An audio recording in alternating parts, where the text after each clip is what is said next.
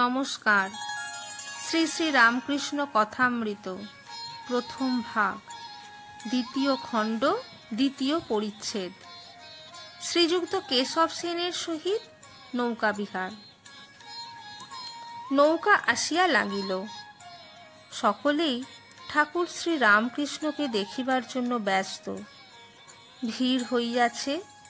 ঠাকুরকে নিরাপদে নামাইবার জন্য কেশব শশব ব্যস্ত হইলেন। অনেক কষ্টে হুঁশ করাইয়া ঘরের ভিতর লইয়া যাওয়া হইতেছে। এখনো ভাবস্থ। একজন ভক্তের উপর ভর দিয়া আসিতেছেন। পা নড়িতেছে মাত্র।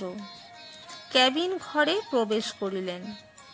কেশবাদী ভক্তেরা প্রণাম করিলেন, কিন্তু হুঁশ নাই। ঘরের মধ্যে একটি টেবিল, খানকতক চেয়ার। একখানি চেয়ারে ঠাকুরকে বসানো হইল। কেশব একখানিতে বসিলেন, বিজয় বসিলেন।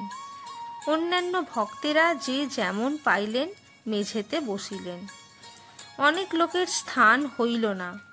তাহারা বাহির হইতে উঁকি মারিয়া দেখিতেছেন। ঠাকুর বসিয়া আবার সমাধিস্থ, সম্পূর্ণ বাহ্য শূন্য। সকলে এক দৃষ্টে দেখিতেছেন।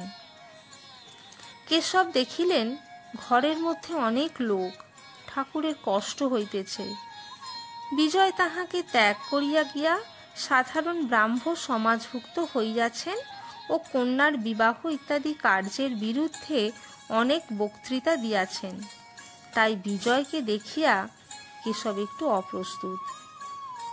কেশব আসন ত্যাগ করিয়া উঠিলেন, ঘরের জানালা খুলিয়া দিলেন। ব্রাহ্ম ভক্তেরা এক দৃষ্টে চাহিয়া আছেন। ঠাকুরের সমাধি ভঙ্গ হইল। এখনো ভাব পূর্ণ মাত্রায় রহিয়াছে। ঠাকুর আপনা আপনি অস্ফুট স্বরে বলিতেছেন, মা, আমায় এখানে আনলি কেন? আমি কি এদের বেড়ার ভিতর থেকে রক্ষা করতে পারব? ঠাকুর কি দেখিতেছেন যে সংসারী ব্যক্তিরা বেড়ার ভেতরে বদ্ধ?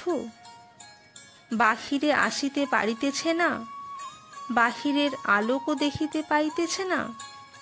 সকলের বিষয়কর্মে হাত পা বাঁধা। কেবল বাড়ির ভিতরের জিনিসগুলি দেখিতে পাইতেছে আর মনে করিতেছে যে জীবনের উদ্দেশ্য কেবল দেহ সুখ ও বিষয়কর্ম, কামিনী ও কাঞ্চন। তাই কি ঠাকুর এমন কথা বলিলেন, মা, আমায় এখানে আনলি কেন? আমি কি এদের বেড়ার ভিতর থেকে রক্ষা করতে পারব? ঠাকুরের ক্রমে বাহ্য জ্ঞান হইতেছে। গাজীপুরের নীলমাধব বাবু ও একজন ব্রাহ্ম ভক্ত পহরি বাবার কথা পাড়িলেন। একজন ব্রাহ্ম ভক্ত, মহাশয়, এরা সব পহরি বাবাকে দেখেছেন। তিনি গাজীপুরে থাকেন, আপনার মতো আর একজন। ঠাকুর এখনো কথা কহিতে পারিতেছেন না। ঈষৎ হাস্য করিলেন। ব্রাহ্ম ভক্ত, মহাশয়, পহরি বাবা নিজের ঘরে আপনার ফটোগ্রাফ রেখে দিয়েছেন। ঠাকুর ঈষৎ হাস্য করিয়া নিজের দেহের দিকে অঙ্গুলি নির্দেশ করিয়া বলিলেন, খোলটা। বালিশ ও তার খোলটা, দেহি ও দেহ। ঠাকুর কি বলিতেছেন যে দেহ বিনশ্বর, থাকিবে না। দেহের ভিতর যিনি দেহি তিনি অবিনাশী। অতএব দেহের ফটোগ্রাফ লইয়া কি হইবে?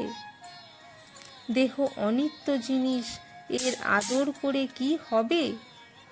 বরং যে ভগবান অন্তর্যামী মানুষের হৃদয় মধ্যে বিরাজ করিতেছেন তাহারই পূজা করা উচিত। ঠাকুর একটু প্রকৃতিস্থ হইয়াছেন। তিনি বলিতেছেন, তবে আরেকটি কথা আছে। ভক্তের হৃদয় তার আবাসস্থান। তিনি সর্বভূতে আছেন বটে, কিন্তু ভক্ত হৃদয়ে বিশেষ রূপে আছেন।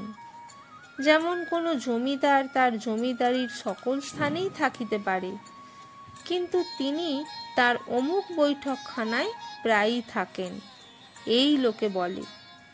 ভক্তের হৃদয় ভগবানের বৈঠকখানা। নমস্কার।